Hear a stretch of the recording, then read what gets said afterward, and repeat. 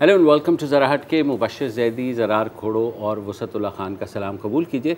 गुज़िस्ता 1.5 साल से कोई भी कौमी दिन अगर आता है तो खैबर पख्तूनख्वा हुकूमत की जानिब से एक ऐलान होता था कि जनाब इस बार जो है BRT चलेगी, चाहे वो 23 मार्च हो, 14 अगस्त हो, 25 दिसंबर हो और शायद यौम कश्मीर भी हो, कुछ भी आप लगा लें। मगर अब उन्होंने वो डेडलाइन देनी भी बंद कर दी है। अच्छा, जंगला बस की बात कर रहे हैं? जंगला बस नहीं, जंगला बस तो मुखालफीन की है सर, ये तो स्टेट ऑफ द आर्ट है, state of the art BRT है। क्या हो गया अब? तो वो आखिरी अभी जो 14 अगस्त गुजरी है उस तक तो उन्होंने डेडलाइन दी थी कि इस दफ़ा तो बस आप देखिए आपका भाई चला के रहेगा। लेकिन अभी तक नए नए उसमें डिज़ाइन और नई नई ऐसी दरियाफ्त हो रही है मतलब कैसे आसार कदीमा नहीं दरियाफ्त होती, मतलब ऑन जॉब ट्रेनिंग जैसे होती है ना। हाँ, कंस्ट्रक्शन इज कंटिन्यू। आप सीख रहे हैं कि कंस्ट्रक्शन कैसे क्या किया। नहीं, बिल्कुल जैसे हुकूमत कर रहे हैं तो सारे ऑन जॉब ट्रेनिंग ही है। तो बहरहाल एक आज भी रिपोर्ट हमारे ब्यूरो चीफ साहब ने वहाँ पेशावर से भेजी कि जनाब एक इलाका है ताजाबाद, जहाँ पर जो है अब ये फ़ैसला किया गया कि वहाँ न सिर्फ सड़क कुशादा नहीं थी तो उसको तो ठीक किया जाएगा, उसके साथ एक नाले में एक नया ब्रिज भी बनेगा जहाँ तो पे बता दो कि नई डेडलाइन 2000 नहीं अब कोई डेडलाइन देते हैं तो वो आगे से आपको जो है ना वो कोट लगाते हैं, यानी छेड़ बनाती है कि सर वो BRT बकवास नहीं करो वो जो है ना। तो और आपको अभी बताएंगे कि 2-3 सहाफ़ियों की कुट भी लगा चुके हैं। 2021 दिसंबर की आई है, लेकिन थोड़ा सा मुझे पता है क्या याद आ रहा है आपको, राजा परवेज अशरफ याद? हाँ। तो वो बड़े एक ज़माने में हम बड़े शौक से उनके सारे शॉट चलाते थे। हाँ। 6 महीने में लेकिन उसके बाद शहबाज शरीफ के बड़े चले, 4 महीने में लोड शेडिंग। इनमें ये फ़र्क है, राजा परवेज अशरफ ने सिर्फ एक डेडलाइन दी थी दिसंबर की और उसके बाद कभी डेडलाइन नहीं दी। 2 दी तो नहीं। अच्छा, ये 3 दे चुके हैं। हाँ, और अब मुझे लग रहा है कि अगर 2023 में आम इंतखाबात हुए तो उससे ज़रा पहले शायद फीता कट जाए। ये भी हाँ। और खैर तो कटेगी फीते की बात वो तो हमारे साथ हमारे ब्यूरो चीफ हैं अली अकबर पेशावर से, तो उन्हीं से पूछ लेते हैं। अली अकबर, आप भी ज़ाहिर है पूछते रहते होंगे कि ये इस BRT का क्या होगा, कब खुलेगी, तो आपको क्या जवाब देते हैं? जी मुबश्शिर साहब, आज आप तीनों बैठे हुए हैं और हमेशा आप ही पूछते हैं, मैं आज आपसे पूछता हूँ। लागत इस मंसूबे के डबल से ज़्यादा हो गई है। अरसा था 6 महीने का, 22 महीने हो गए और कुट भी अब पड़ रही है। तो ऐसे में हम घबराए कि नहीं? ये BRT का मतलब जो है यही एक वो है और ये सूरत हाल है। डेडलाइन पूरे खैबर पख्तूनख्वा में आप किसी भी ज़िम्मेदार के पास जाए और उनसे ये सवाल करे कि सर इसका डेडलाइन क्या है, 22 महीने गुजर गए, BRT जो है बसें कब चलेंगी, किसी के पास ये जवाब नहीं है। ना वो ये इस पोजीशन में है कि बता सके कि ये है। 5 महीने दे दे, 6 महीने दे दे, 4 महीने दे दे, कोई भी बात करने के लिए इस हवाले से कम वो तैयार नहीं है। और उसकी वजह ये है कि कहीं ऐसा ना हो अगर वो डेडलाइन दे दे, और इनको तो पता ही है कि डेडलाइन वो पूरी नहीं कर सकते, ख़ासकर BRT के हवाले से, तो फिर सारी ज़िम्मेदारी जो है वो उस पर आना पड़े। अब सूरत जी हाँ नहीं बोलिए। सूरत हाल अब ये है कि 24 किलोमीटर का रोड है और आज इस हवाले से बात जो मैं कर रहा हूँ ज़िम्मेदारी के साथ, क्योंकि इस हवाले से जो पेशावर डेवलपमेंट अथॉरिटी है और उसके ज़ेरी निगरानी में ये है, तो आज भी हमने बात की है। और जो सिविल वर्क है वो अभी तक रीच 1 पे कंप्लीट नहीं हुआ, रीच 2 भी है, रीच 3 भी है, तो सिविल वर्क अभी तक कंप्लीट नहीं हुआ। इसके बाद ये 20 से ज़ायद इसमें जो स्टेशन है और जो बिल्कुल नासा के तरस पर बन है और उनके लिए कंप्यूटराइज मशीनरी है और जो ऑटोमेटिक टिकटिंग होंगी, वो चीज़ें मतलब जो है वो बाद में होनी है। तो आप अंदाज़ा लगा सकते हैं कि अभी सिचुएशन यही है कि ये हैंड ओवर होगा मास ट्रांजिट के पास जब सिविल वर्क मुकम्मल हो जाएगा, और उसके बाद वो जो दर्जनों स्टेशन है तो उसमें मतलब कंप्यूटराइज मशीनें लगेंगी। अब कल एक इजलास जो है वो इंतज़ामिया ने चेयर किया है और इस पर जोर दिया है कि कोई एक स्टेशन बनाए कि जिसको हम पब्लिक को दिखा सके या किसी जो है ज़िम्मेदार लोगों को दिखा सके कि भाई ये एक स्टेशन हमने बनाया हुआ है, ये BRT का स्टेशन है, बाकी स्टेशन जो है वो इसी पैटर्न पे बनेंगे। तो ये मतलब है कि अभी तक उनमें से एक स्टेशन भी नहीं बन सका। और जो तब्दीलियाँ है और जो बनाओ और गिराओ वो वाला सिचुएशन अभी तक जारी है गुज़िश्ता 22 माह से। और अब तो सूरत हाल ये है कि जगह कम पड़ गई है। BRT 24 किलोमीटर का रोड है, अब होते होते अब पेशावर के अंदर जगह कम पड़ गई है कि कहाँ पर इस रोड को हम लेके जाए, स्टेशन किधर बनाए। आपके इल्म में होगा कि अभी ताजाबाद के पास जो बोर्ड बाज़ार, शायद किसी बोर्ड बाज़ार और जो रिहायशी इलाका है हयाताबाद, ये एक बहुत बड़ा बरसाती नाला है और उसमें काफ़ी पानी होता है। अब वहाँ पर मतलब जो है BRT के पिलर्स खड़े कर दिए हैं और कहते हैं कि यहाँ पर स्टेशन बनेगा। अब ये इन्होंने कर दिया, पानी का रुख इन्होंने बंद कर दिया है। तो आगे जब बरसात मामूली सी बारिश होगी तो ये पानी जो है किधर रुकेगा, लोगों के घरों में जाएगा। तो वो तब्दीलियाँ जो है बदस्तूर जारी है। और नई जो सिचुएशन सामने आई है वो ये है कि 3 अरब का मज़ीद इसमें लागत में इजाफ़ा हो गया है और कहते हैं कि जो डॉलर में इजाफ़ा हुआ है तो उसी वजह से इसके लागत भी जो रिटन डॉक्यूमेंटेड लागत है तो अब वो 70 अरब तक पहुंच गई है।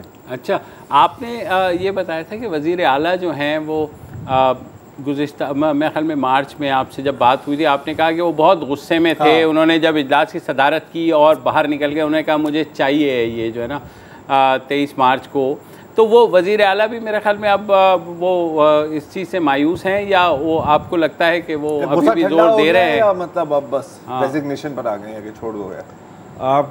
आपको पता है कि इस 23 मार्च का जो था वो तो बिल्कुल ही हुकूमत ने एंड टाइम पे आके ये फ़ैसला किया कि जी हमने लॉन्चिंग नहीं करनी है। अगर उसी वक्त ये लॉन्च कर देते तो इस मंसूबे का क्या हाल होता, ये मतलब जो है कोई, अब इतने महीने गुजर गए, अब भी BRT हम नहीं कह सकते कि इस साल में मुकम्मल हो जाएगी या नहीं।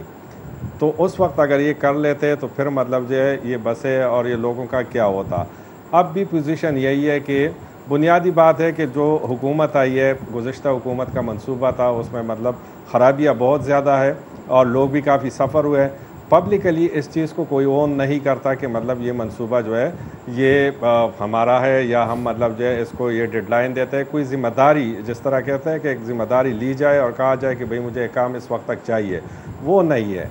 बस जब कोई प्रेशर बढ़ जाता है तो उन दिनों में इजलास 2 हो जाते हैं और उसके बाद मामला जो है वो ख़त्म हो जाता है। अच्छा। ज़्यादा से ज़्यादा मीडिया हाईलाइट करता है तो उसके बाद प्रेशर आता है। चले एक छोटा सा ब्रेक लेना है और फिर पूछेंगे कि एक दफ़ा एक बस चली थी जिसमें सहाफ़ी भी बैठे थे और वो सेक्शन, तो वो भी अली अकबर से पूछेंगे कि उसका क्या बना वक्फे के बाद।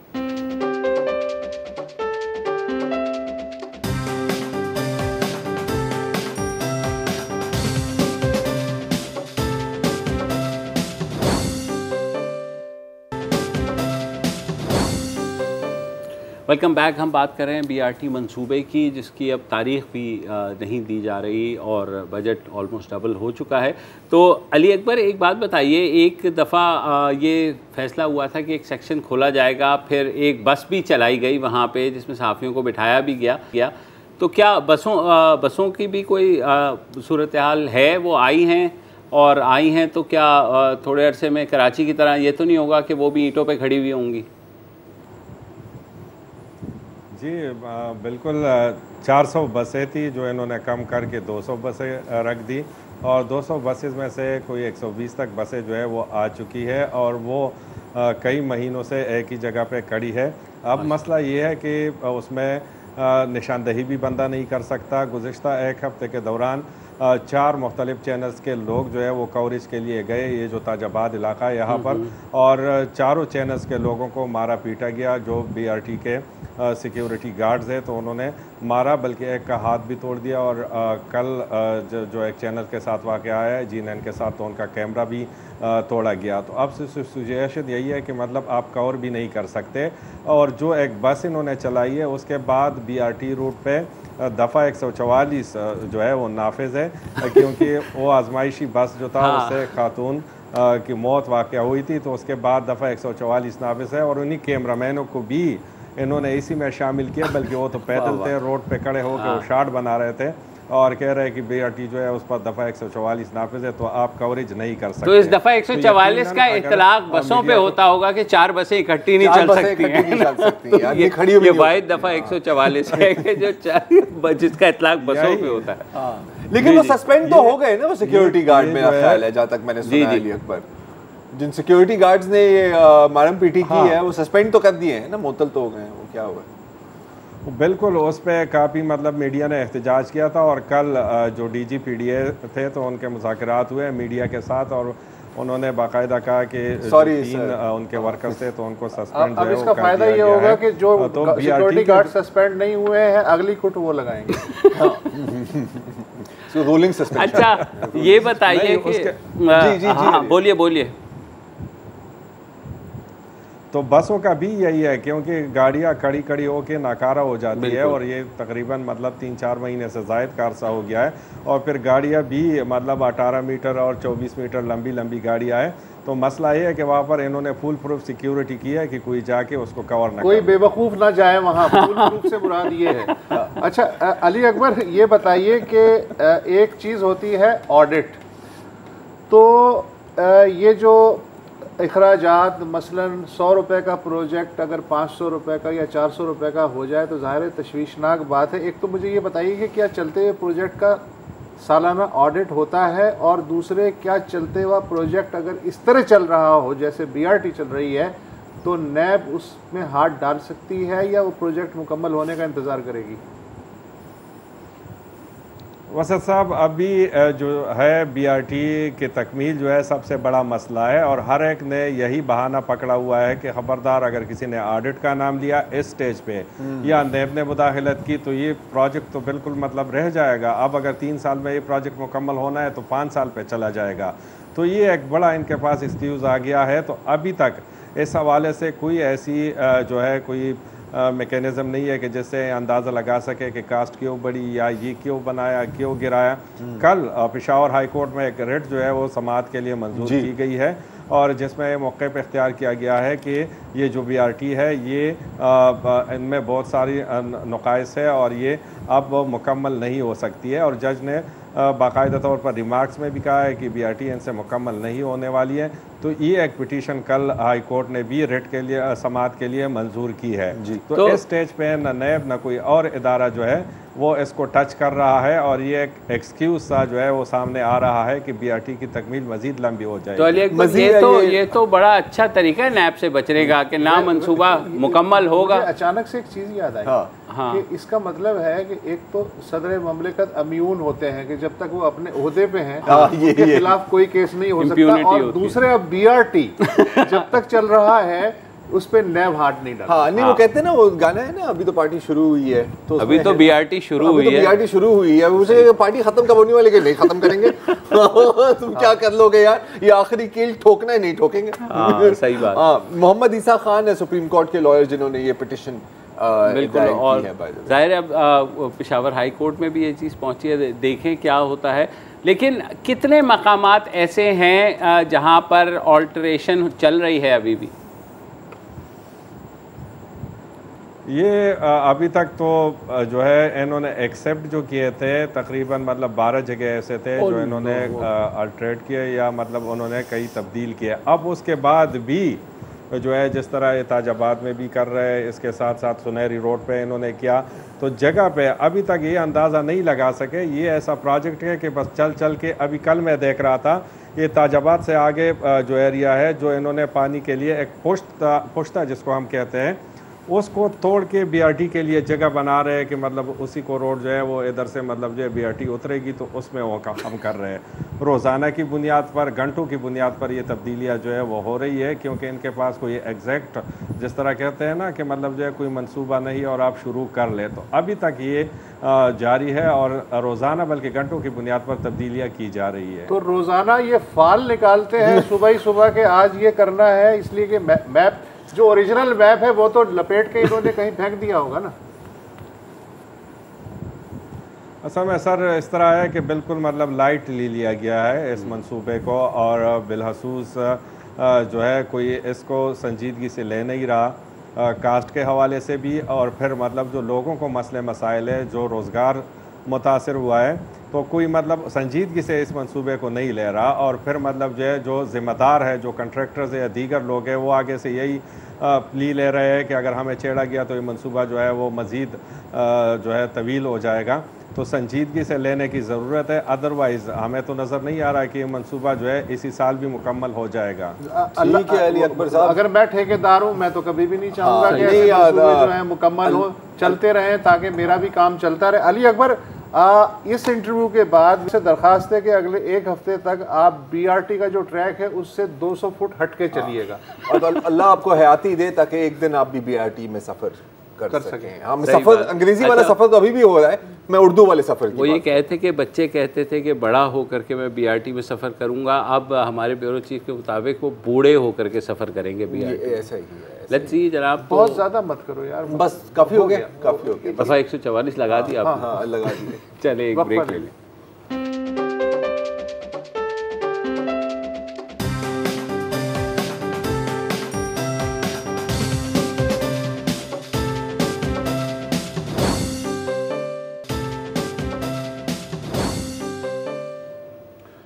Welcome back.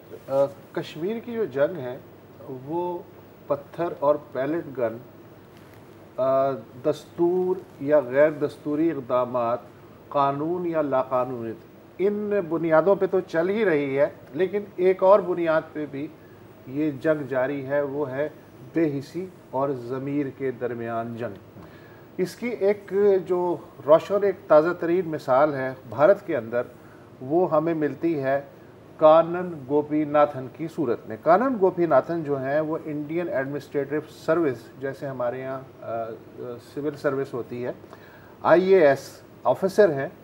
उन्होंने कश्मीर में जो मुस्तकिल 25-26 दिन से एक लॉकडाउन है और ज़िंदगी कटी हुई है हर तरह से, तो उन्होंने 21 अगस्त को अपने ओहदे से एहतजाजन इस्तीफ़ा दे दिया, ये कहते हुए कि कश्मीरियों को राइट टू रिएक्ट जो कॉन्स्टिट्यूशन के तहत मिलना चाहिए, हुकूमत ने जो इक़दाम किए हैं उनके ख़िलाफ़ अपनी राय के इजहार का हक़ वो सल्ब हो चुका है, और मेरा ज़मीर गवारा नहीं करता कि मैं मज़ीद काम करूं। नौकरशाही को आवाम के बुनियादी हुकूक़ और आज़ादियाँ सल्ब करने के लिए इस्तेमाल किया जा रहा है, इन हालात में मैं ज़िम्मेदारियाँ नहीं निभा सकता। उसके बाद से हर इंडियन TV चैनल ने कानन गोपीनाथन का पीछा कर लिया। प्राइम टाइम एक बहुत अच्छा ज़बरदस्त प्रोग्राम है NDTV का। रविश कुमार ने कानन गोपीनाथन से एक इंटरव्यू लिया। हम पूरा इंटरव्यू चला रहे हैं क्योंकि हमारे ख्याल में ये इंटरव्यू दुनिया के हर ब्यूरोक्रेट को सुनना चाहिए। ये कश्मीर को लेकर सेंसिटिविटी नहीं है, ये फ्रीडम ऑफ एक्सप्रेशन, हमारी जो हर एक नागरिक का, इंडिया के हर एक सिटीज़न की जो फ्रीडम ऑफ एक्सप्रेशन है उसको लेकर है। वो चाहे उस अभी जो है स्टाइफल किया जा रहा है वो कश्मीर में है, अभी जो इंसिडेंट जो है, तो डिसीशन जो भी सरकार लेते हैं, मैं मानता हूँ कि सरकार की पूरी हक है वो डिसीजन लेने की। सही है गलत है वो चुनी हुई सरकार है, सही है गलत है वो सरकार की डिसीजन है, कॉन्स्टिट्यूशनल ये नहीं है, सुप्रीम कोर्ट डिसाइड करेंगे। पर उस पर रिएक्ट करने की जो राइट है वो एक डेमोक्रेसी में एक हर एक नागरिक का है। उसको अगर हम कर्ब करते हैं, उसके अगर उल्लंघन करते हैं उस अधिकार का, तो हम सबको रिएक्ट करना चाहिए। मुझे लगता है कि दादरा नगर हवेली क्यों, दिल्ली में बैठे हुए लोगों को क्यों नहीं रिएक्ट करना चाहिए, मुंबई में बैठे हुए लोगों को क्यों नहीं रिएक्ट करना चाहिए? क्या हमारे अधिकार चीने, मुंबई में आके चीने या दिल्ली में आके मोबाइल कनेक्टिविटी बंद करे या कलकत्ता में बंद करे तभी हम रिएक्ट करेंगे? हमारे देश में एक दूसरे के प्रति हमारी इतनी ही जिम्मेदारी है, ये मेरी मन में आई। और मुझे लगा कि हमारी जो रिस्पॉन्स सिस्टम है, एक तो है कि डिसीशन के बाद उसके जो लैक ऑफ रिस्पॉन्स या रिस्पॉन्स और लैक ऑफ रिस्पॉन्स, उसमें कहीं ना कहीं जितना मैं चाह रहा था अपनी देश की इंस्टीट्यूशन से, अपनी देश की सिविल सोसाइटी से, अपने देश की मीडिया से, अपने देश की डेमोक्रेटिक सिस्टम से जितनी मेरी उम्मीद थी, मुझे लगा कि वो कहीं ना कहीं वहाँ तक नहीं पहुँच पाए। वो ये सवाल उठाते उठाते मैं खुद से पूछने लग गया कि तो मैंने क्या किया? आप दूसरे पे सवाल उठाना तो आसान है, उन्होंने क्या किया, पर आपने क्या किया? तो मुझे लगा कि मुझे कम से कम बोलना तो चाहिए। मेरी तो ज़्यादा बड़ी कुछ है नहीं, कम से कम ट्विटर है या फिर कहीं पे भी है, वहाँ बोलना चाहिए। वो फीलिंग अंदर आते रहा कंटिन्यूसली, पर मुझे लगा कि सर्विस में रहते हुए बोलना ठीक नहीं है।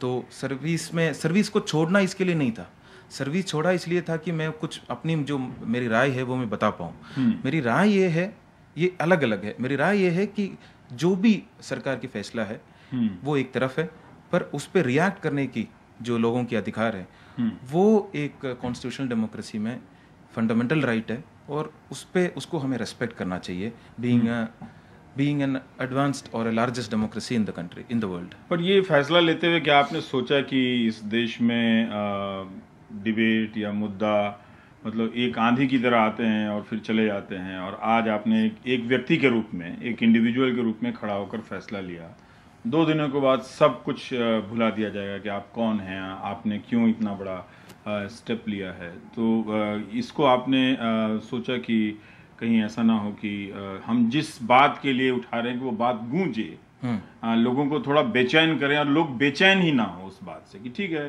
किसी ने अपना फैसला लिया तो लिया। देखिए, अपनी जिम्मेदारी है कि हमारी आवाज़ उठाना, हमें जो सही लगता है वो करना, अपनी कन्विक्शन से ऊपर, अपनी जो बिलीफ है, अपनी कन्विक्शन से हमारी जो उसके ऊपर हमारा जो कर्तव्य बनता है वो करना। जरूरी नहीं है कि मैं बिल्कुल मानता हूँ, मैं कोई भी नहीं, एक पूरी देश में मैं कुछ भी बोलूँ उसके बाद मैं चले जाऊँ, जैसे आपने कल वापस चला जाऊँगा, उसके बाद कौन पूछने वाला है कि मैंने क्या मुद्दा उठाया। पर अगर आप इतनी समझते हैं कि मेरे से इसके बारे में बात करना है, मैं इसलिए नहीं, रेजिग्नेशन तो बहुत करते हैं, बहुत लोगों ने किया भी है, पर इस मुद्दे पे किया, बहुत लोग नहीं करते हैं, आईएएस से बहुत कम लोग रेजिग्नेशन करते हैं, आईएएस से जरूर कम लोग करते हैं, पर रेजिग्नेशन करने पे नहीं है ये सेंसिटिविटी। आप मुझसे बात कर रहे हैं, इसी बात की प्रूफ है कि ये जो मैं आवाज़ उठाना चाह रहा था या लोगों तक पहुंचाना चाह रहा था कि हम एक दूसरे की अपनी लोग हैं, हम वही चाहते हैं कि वो हमारी अपनी लोगों के लिए हम नहीं आवाज़ उठाएंगे तो और कौन उठाएगा। तो पर ये भी एक सवाल आता है कि जैसे कुछ आपकी उम्र के आईएएस ऑफिसर से ही बातचीत हो रही थी, उनका कहना है कि हम हर दिन बहुत ज़्यादा इंटरफेरेंस देखते हैं, झेलते हैं, और बिल्कुल कई बार काम ना करने का माहौल होता है, लेकिन हम उससे भी लड़ते हैं और अपने कन्विक्शन से करते रहते हैं, क्योंकि ये चैलेंज जीवन के बाहर भी है, ये चैलेंज सिस्टम के जीवन में भी है। तो बजाय इस्तीफा देने के इससे लड़ा जाना चाहिए था। अच्छा, अगर सिस्टम के अंदर से ठीक किया जाने वाला चीज़ था तो ज़रूर अंदर से ही लड़ता, इसीलिए अंदर गए। मेरी कोई बचपन से सिविल सर्विस से प्रिपेयर करना ऐसे नहीं था, इत्तेफाक था, वो गया उसमें काम करने के लिए गया अंदर, मुझे लगा सिस्टम के अंदर से काम कर पाएंगे, और अपॉर्चुनिटी भी है, बहुत है, और हमें लड़ना भी पड़ता है, डेली प्रेशर्स है, पॉलिटिकल प्रेशर है जो है। पर एक टाइम ऐसा आता है जब आप देखेंगे कि ठीक है आपकी 27 साल की नौकरी बाकी है, सर्विस बाकी है, उसमें आप बहुत कुछ कर सकते हैं। पर आज की जो माहौल है या जिसमें कोई कुछ इसके बारे में कोई बता ही नहीं रहे, और आपको बहुत ज़्यादा आपके मन में ये फीलिंग है कि इसके बारे में आपको बताना है, तो आपके पास 2 ऑप्शन है, आप उसको तुलना वो करेंगे, वही करेंगे कि कौन सी आप पे ऊपर ज़्यादा भारी पड़ रहा है। तो और मुझे लगा कि ज़्यादा महत्वपूर्ण अभी जो है हमारी डेमोक्रेसी के लिए, हमारी सिस्टम के लिए, और मेरी खुद की नींद के लिए भी है कि मुझे जिस बात पे कन्विक्शन है उस बात पे बोलना। मैं कहीं भाग नहीं रहा हूँ, अगर भागने की बात होती तो हम बात नहीं करते, रिजाइन करके मैं, या फिर सबसे आसान तरीका होता था कि लीव लेके यूएस चले जाओ, या फिर ऐसे ही लीव ले लो, सबैटिकल कर लो, ये तो भागने वाली बात हुई। भाग कहीं नहीं भाग रहा हूँ मैं, अपनी रेजिग्नेशन देखने के बाद मैं जिस चीज़ पे बिलीव करता हूँ उसके बारे में बात कर रहा हूँ। वो ज़्यादा बड़ा एक जिम्मेदारी है, और सबकी अपनी अपनी राय भी है इस पे। मुझे भी अपने दोस्त बोलते हैं यार ये करने की ज़रूरत नहीं थी, आप आवाज़ रख सकते थे, उसके बाद आप काम में कंटिन्यू भी कर सकते थे, ऐसे भी नहीं है। पर वो ये भी हो सकता था आप उनको मौका देते कि वो सस्पेंड करें या आपको निकालें। पर जब एक मोरालिटी आप समझते हैं कि अगर आप जिस ऑर्गेनाइजेशन में काम करते हैं और ऑर्गेनाइजेशनल एक प्रिंसिपल होते हैं, ठीक है मुझे कुछ सही नहीं लग रहा है, तो अंदर ही विजिल ब्लोअर होता तो अलग बात थी कि विजिल ब्लोअर होना, कुछ आपको कुछ करप्शन दिख रहा है या कुछ दिख रहा है तो ठीक है आपने बोल दिया, ये तो एक प्रिंसिपल की बात है, एक पॉलिसी डिसीजन की क्रिटिसिज्म की बात है। तो अंदर ही बैठ के अगर वो करना, मुझे वो ठीक नहीं लगा। पर एक सवाल ये है कि कई लोग, जैसे आपने कहा कि मैं इसलिए ये कदम उठा रहा था कि राइट टू रिएक्ट जनता के पास होना चाहिए। हाँ, पर 2 तरह के रिएक्शंस हैं कि एक बड़ी जनता है जो सरकार के साथ है, वो कहती है कि हाँ 25 दिन तक उनको कम्युनिकेशन से काट दिया गया, उसमें कोई बड़ी बात नहीं है, लंबे घाव का इलाज हो रहा है तो हम इंजेक्शन दे रहे हैं, तो एक सहमत वाली आवाज़ है।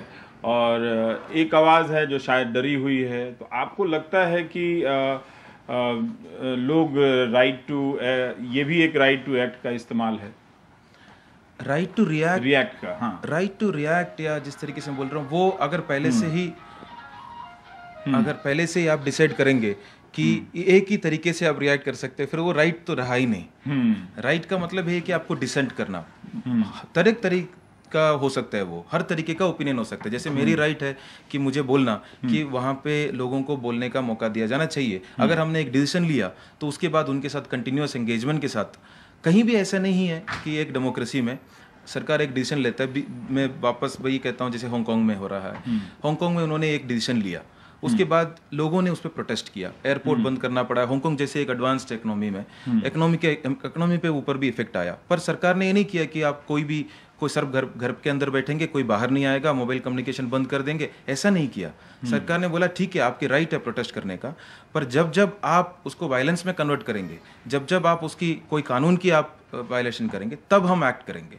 ये रीजनेबल रिस्ट्रिक्शंस उस पे है, पूरी एक्सप्रेशन पे ही आप रीजनेबल रेस्ट्रिक्शन के नाम पे रेस्ट्रिक्शन लगा दे, तो उससे आप काफी डिस्टर्ब हुए कि कोई लोग इसको कैसे एक्सेप्ट कर सकता है। इसको एक्सेप्ट हम करेंगे तो राइट टू डिसेंट, जो स्पेस है डिसेंट करने का, वो कम होती जाएगी। मुझे तो लगता है कि आपके इस्तीफे से आपका लाइफ किस मुश्किल दौर में जाएगा, क्योंकि आप ना तो आपके पास कोई घर मकान है, ना कोई व्यवस्था आपने की है, लेकिन फिर भी कश्मीर के लोगों को बहुत सुकून मिला होगा कि उनके ना बोलने के बारे में कोई बोलने वाला तो है। क्योंकि धीरे धीरे मीडिया ने कुछ तो बोला, फिर बाद में सब चुप हो गए और ये मान लिया गया कि हाँ ठीक है, ये सरकार कुछ भी कर सकती है और अब यही होने वाला है, इसमें तो बदलाव नहीं होगा, तो सब चुप हो गए। लोग महीनों सालों लगाकर IAS की तैयारी करते हैं और वो एक देख रहे हैं कि आपकी उम्र बहुत ज़्यादा भी नहीं है कि 20-25 साल आप IAS में रहते, आप प्रतिभाशाली हैं, आप बहुत कुछ प्रभावित कर सकते थे लोगों को ज़िंदगी में। मैं ऑफकोर्स 27 साल की सर्विस है, जैसे बताया, बाकी है। मैं जो सर्विस में आना चाहते हैं उनको मैं एक ही चीज़ कहूँगा कि जो सिविल सर्विस या एडमिनिस्ट्रेटिव प्रशासनिक सेवा जो आपको मौका देते हैं लोगों का सेवा करने का, वो कोई और सर्विस नहीं दे सकता। इतना मेरा प्राइवेट सेक्टर में है, NGO में भी अनुभव है और अभी सिविल सर्विस में भी हुआ। और जितनी एक्सपोजर, जितनी लर्निंग, जितनी सीखने का वो है, वो भी कहीं और से नहीं आ सकता। तो जितने भी लोग अगर इसके लिए प्रयत्न कर रहे हैं और दिल से कर रहे हैं, तो मैं उनको चाहूँगा कि और जोर से करें, और जितना हो सकता है उतने ही अच्छे से करें। पर क्यों आ रहा है ये समझना भी ज़रूरी है। प्रशासनिक सेवा में आने के लिए आ रहा है तो आप कभी नहीं छोड़ पाएंगे। तो आप क्या है, आप सेकेंडरी बन जाएंगे और IAS या वो 3 लेटर आपके ऊपर भारी पड़ जाएगा, वो उस पर आप सीमित हो जाएंगे, आप उससे ऊपर नहीं उठ पाएंगे। पर अगर आप सेवा करने के लिए आ रहे हैं तो अगर IAS नहीं भी मिलेगा तो भी आपको सेवा करने की मौका मिलेगी और आप आगे करते रहेंगे। तो मैं अभी एक सिंपल सी बात आपको कहना चाहता हूँ। मैंने अभी जैसे छोड़ा नौकरी, अभी छोड़ा करके, तो वहाँ की जो यहाँ पे मैं सर्व करता हूँ, वहाँ पे जो 2 ट्राइबल की जो है वो आए मेरे पास, बोलते हैं कि सर आप कहाँ जाओगे। तो मैंने बोला यार मैंने अभी तो घर कहीं पे रेंट पे लेना है, तो इसलिए मैं कहीं जाऊँगा। तो वहाँ के जो 2 लोग बोलते हैं आके, सर ये हमारी ज़मीन है, इसमें 2 घंटा आपका है, ये आप ले सकते हो और आप यहाँ रह सकते हैं। ये सुकून, ये जो सेटिस्फैक्शन जो है, मैं इसके लिए 10 बार और एग्ज़ाम देने के लिए तैयार हूँ और 10 बार इस्तीफा देने के लिए तैयार है। और ये जो सेटिस्फैक्शन है, इसके लिए 10 बार और इस्तीफा देने के लिए तैयार। तो आज आपको बोलकर, इस्तीफा देकर अच्छा लग रहा है? बिल्कुल। तो हमें भी अच्छा लग रहा है। Thank you.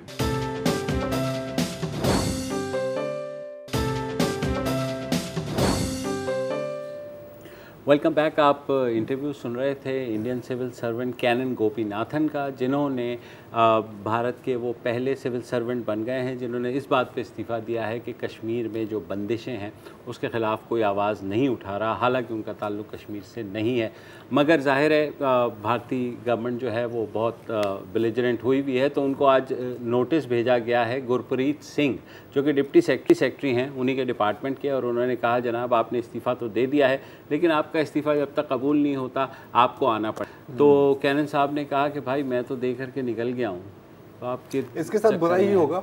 और शायद ये एक ही सिविल सर्वेंट होंगे जो इस्तीफा देंगे। पहले कश्मीर के फैसल जो है, फैसल ने वो भी वो तो पहले से भी दे चुके हैं। जो अभी होल, क्योंकि जो प्रोसेस अभी चल रही है ना, अभी मैं एक पढ़ा था नाज़ी जर्मनी की तारीख के बारे में एक किताब, जब 1936 में जब हिटलर चांसलर बना था तो एकदम तो पूरा मुल्क उसके साथ को कंट्रोल करना आसान नहीं था, तो एक प्रोसेस वहाँ पे शुरू हुई जिसको हिस्टोरियंस कहते हैं पार्टिफिकेशन। हाँ, कि ये है पार्टी का नजरिया। अब तमाम रियासती इदारे और रियासत के जो भी फंक्शनरीज होते हैं वो इस ही पार्टी के अंडर काम करेंगे। मतलब ब्यूरोक्रेसी, मतलब फौज, मतलब मिलिट्री ब्यूरोक्रेसी ऑल्सो, मतलब down to the smallest district clerk.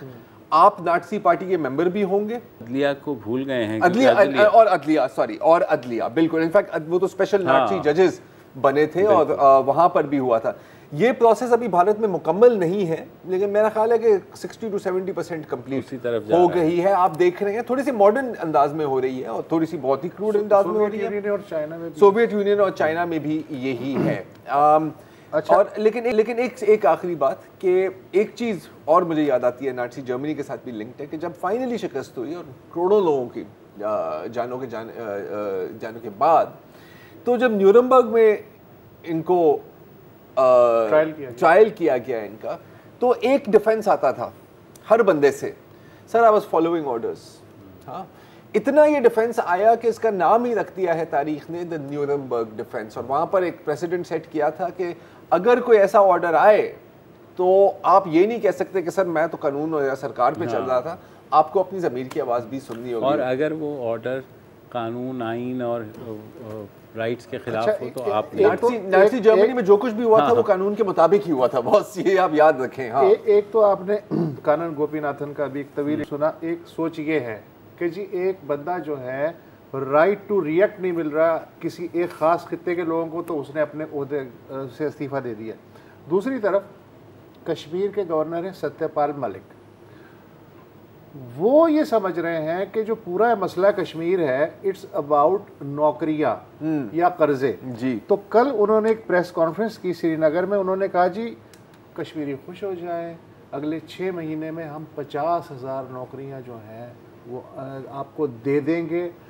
50 degree college, हालांकि 10 डिस्ट्रिक्ट हैं, लेकिन 50 डिग्री कॉलेज जो हैं वो हम आपको बना के दे देंगे। सेब के काश्तकारों को 70 करोड़ डॉलर के बराबर की सब्सिडी और इमदाद दी जाएगी। अब आप जो हैं खुश हो जाएं, बट्टे शट्टे ख़त्म कर दें। फिर किसी ने सवाल किया कि जनाब ये जो सन्नाटा है गलियों में, ये क्या है? कहने लगे हम तो हर तरह से उनकी मदद करने को तैयार हैं, लेकिन अगर वही अपनी मदद करने को तैयार नहीं है, दुकानें खोलने में इंटरेस्टेड नहीं है या घरों से बाहर निकलने में, तो हम क्या कर सकते हैं। फिर उन्होंने कहा कि लैंडलाइन बहाल हो गई है, question mark. Mobile phone service रफ्ता रफ्ता 10 अजला में बहाल हो रही है, अलबत्ता इंटरनेट में अभी थोड़ा टाइम लगेगा। और वो क्यों लगेगा, उनसे सुनिए। ये जो मीडिया है, खासतौर जो माध्यम है इसका, फोन वाला, इंटरनेट वाला, ये किसके काम आता है? थोड़ा बहुत हमारे काम आता है, लेकिन ज्यादा ये टेररिस्ट के काम आता है, पाकिस्तानियों के काम आता है, मोबिलाइज करने के काम आता है, इंडोक्ट्रिनेशन के काम आता है। ये एक तरह से हमारे खिलाफ हथियार है, इसलिए हमने इसको रोका हुआ है और धीरे धीरे हम उसको खोल देंगे, क्योंकि वो सबसे खतरनाक इंस्ट्रूमेंट है, सारा झूठ उसी से फैलाया जाता है। तो इंटरनेट पाकिस्तान और दहशतगर्दों का हथियार। वैसे इंटरनेट पर झूठ फैलाने से बेहतर का काम बेहतर, इनसे बेहतर कौन जानता होगा। आखिरी बात सच्ची की इन्होंने, आखिरी बात सच्ची की कि इंटरनेट झूठ फैलाने का सबसे मौसर जरिया है। अच्छा, मजे की बात है कि हालात इतने मामूल पे हैं। गवर्नर साहब ने जो इस तरह पोर्ट्रे किया कि एक आम शहरी को भी कश्मीर में अपनी फैमिली को ज्वाइन करने के लिए या मिलने के लिए सुप्रीम कोर्ट के ज़रिए, पिटिशन के ज़रिए इजाज़त लेनी पड़ रही है। मोहम्मद अलीम सैयद हैं, जामे मिलिया दिल्ली में वो पढ़ते रहे हैं और उन्हें जाना था अनंतनाग अपनी फैमिली के पास, नहीं जा सकते, तो वो सुप्रीम कोर्ट गए। सुप्रीम कोर्ट ने कहा कि सिर्फ मोहम्मद अलीम सैयद, वैसे हज़ारों लोग हैं, मोहम्मद अलीम सैयद को जो रियासती पुलिस है वो सिक्योरिटी फराहम करे ताकि वो अपने ख़ानदान को ज्वाइन कर सकें।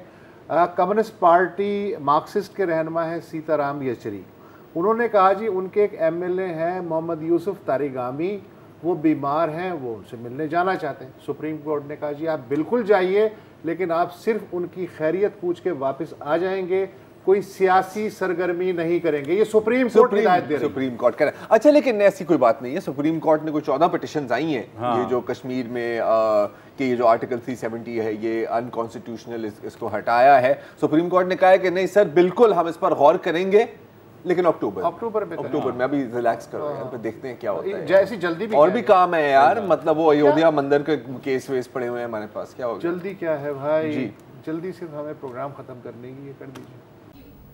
अस्सलाम वालेकुम, अगर आपको हमारे शो पसंद आया है तो प्लीज़ हमारे YouTube चैनल को सब्सक्राइब करें, और अगर मुनासिब समझे तो इस वीडियो को लाइक भी कर लें, तो कोई हर्ज नहीं है, और शेयर भी कर लें और कमेंट भी कर दें जी, वरना वो सब ऐसे ही लिखते रहेंगे। और ये जो दोनों कह रहे हैं ये कर लें जी प्लीज़, नहीं तो हमें भी घर जाना है, मैं आपके कंप्यूटर में नहीं रहना 24 घंटे। सही बात।